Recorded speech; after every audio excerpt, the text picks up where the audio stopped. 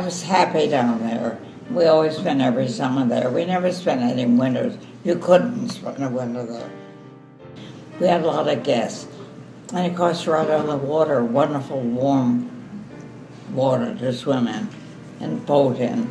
I loved canoeing. I did a lot of that.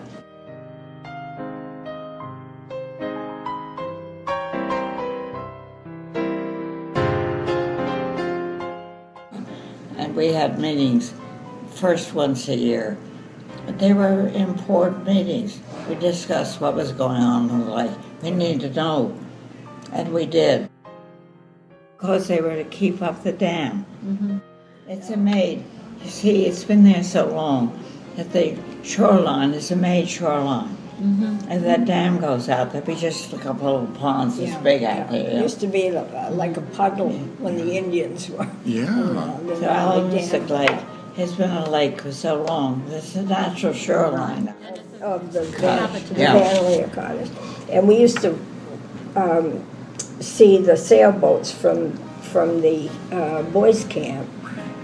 I think there were probably a dozen or so, the white sails, and they used to sail down as far as the hatchery on that side of the lake and back again. That was their training of the boys, and it was a beautiful sight. So we used to look forward to that every year. We've all loved the lake and want to protect it. Yeah.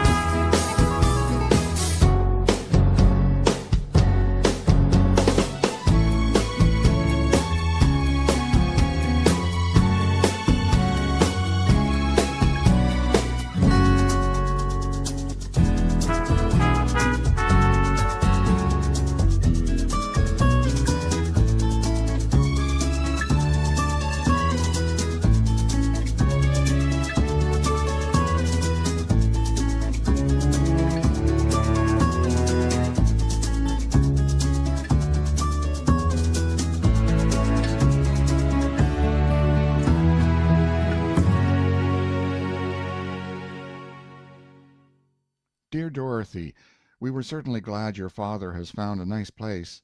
It's very nice here this year. Duncy and Nellie are back, many new people. But so nice.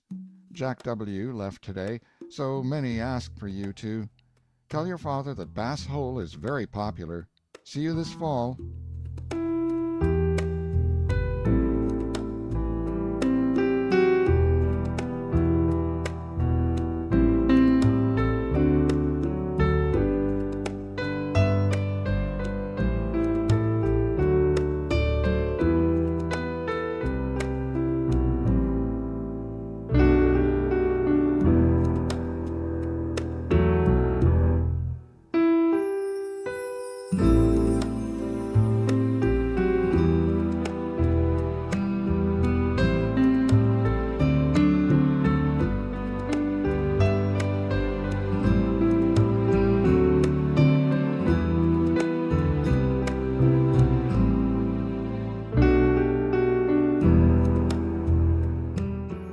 This is our lake. Our cottage is near where Cross is. Many thanks for being so good to my big boy. Little boy and girl are as well as usual and enjoying the country.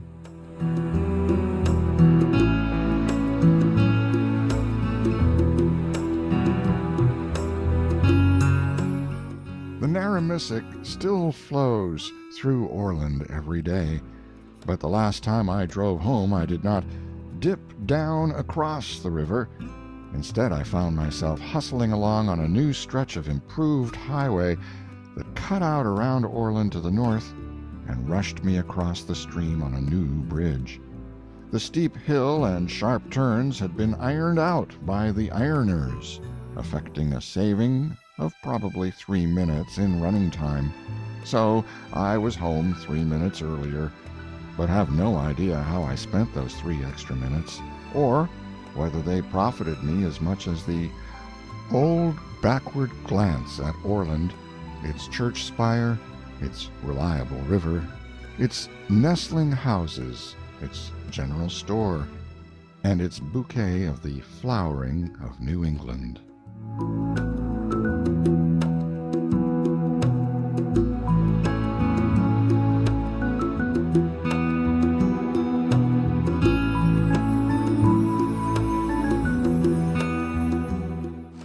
My father came up here in April, and then we got on. There was a ship that used to bring paper from Bucksport down to New York and areas, and it was called the Malang. Do you remember that? I do. We sailed from New York and came up to Bucksport. We came up here and spent the summer at Beechwood, which is down the lake from us. And or do you call that up the lake? Down the I think it's down. And we stayed there that summer, and then this house was built in the spring of 1936, and it's been in my family ever since.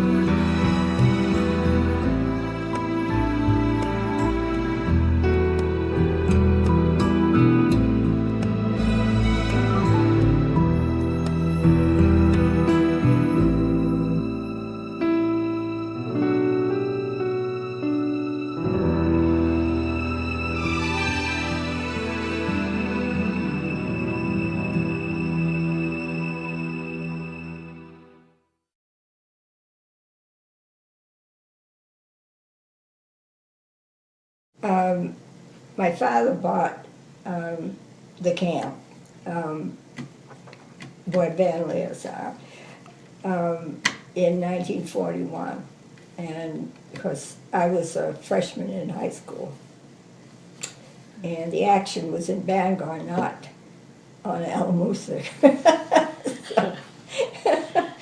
But in the summer, I had a lot of kids come down. We used to go across the lake to Ordway's beaches.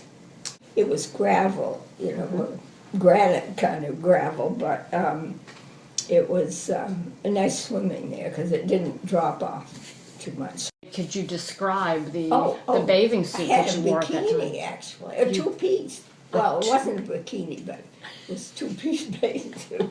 Those days are gone.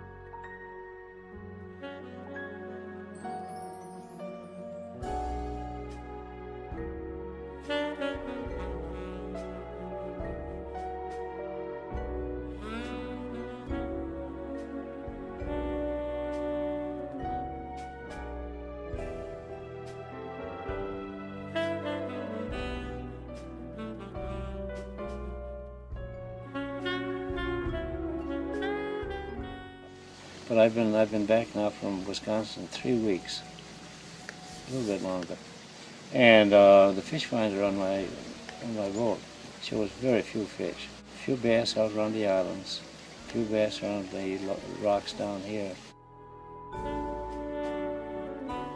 And in fact, the former superintendent, Hamburg was his name. Very nice guy, got to know him. That's when I was in office. And we talked about the phosphorus. And he said, Don, he said, we know that we're over the limit, that we don't meet state standards or federal standards. And then he said, I don't know what we're going to do about it. That was the last thing he said. I don't know, and that was about 20 years ago, I guess.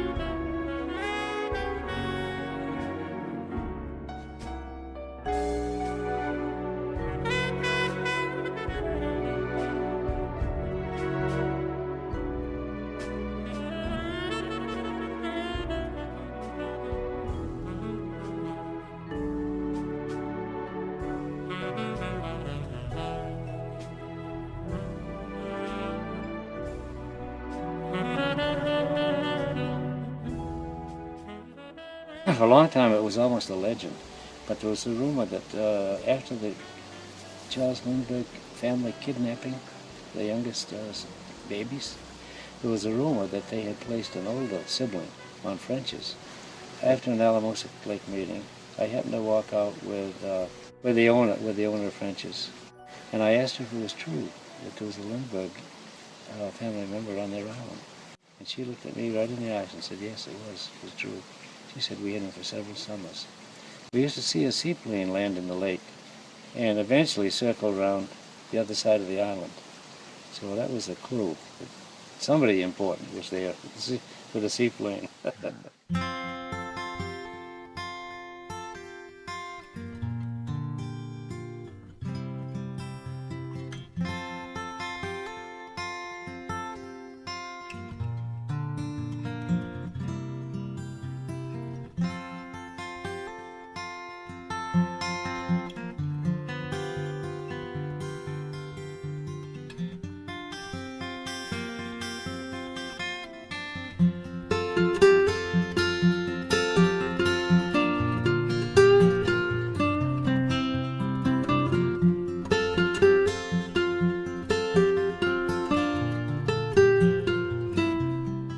Can you show me one or two, Don, that you found in a special spot?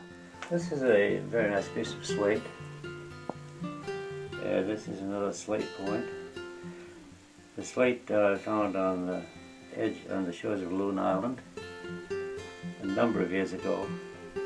These larger points here came from pretty much the cove, which is in between Hotmouth and Emery's. And this point here came from Shirley Pierce's shore. Most of the material is red paint. It keeps receding as new information comes to the light of the professional archaeologists. So I think now it's fair to say it's between 4,000 and 5,000, maybe 6,000 BC. I had 3 sons. And when they were in the ages of, I guess, 6 through 10 or 11, they would go out in what we call a channel at this end of the lake and soak worms. And within 10 minutes, I'm estimating, but within 10 minutes, something would take the line, and it would move out into the lake. And there was nothing the boys could do to turn it around or to stop it. The line just kept going out and out and out, and it would finally snap. And that happened over several summers, and it happened to each one of my 3 sons. So something was down there. At first we thought it might have been a giant turtle, and then we thought, well, maybe it's a huge bass, because there have been known to be some very large smallmouth bass. A fellow at the southern end of the lake, he had seen what he called was a sturgeon.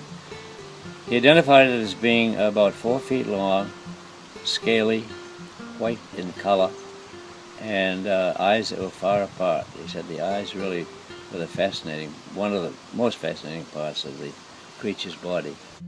When I heard the story, I called the Maine State Fish and Game. And the fellow that answered asked me right away, he said, is there access to the lake from salt water? And I said, yes, there is, through the Allen Dam Fishway and the Alamoosook Fishway. He said, it's possible that would be a sturgeon. And then we weren't quite sure what it was, and we never really did find out. It's the legend of the Narrows, we call it. Talking to Richard Tennant. And where are you from? Bucksport. And how long you been living in Bucksport? Not all my life yet.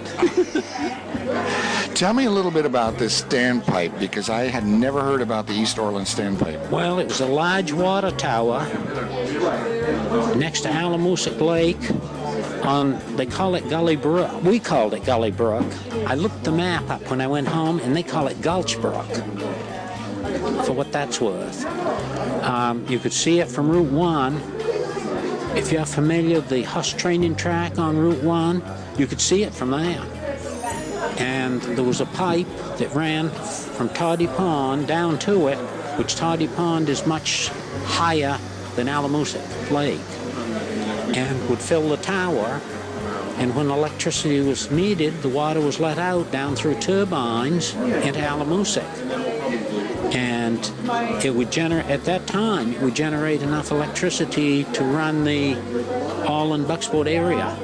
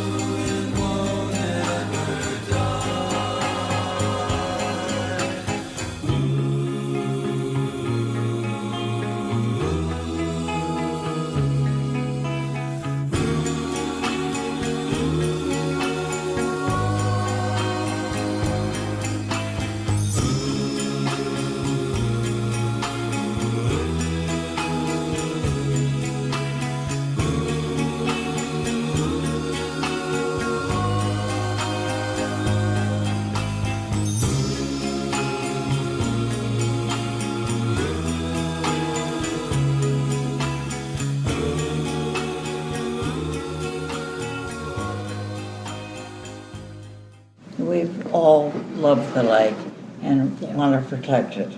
Yeah.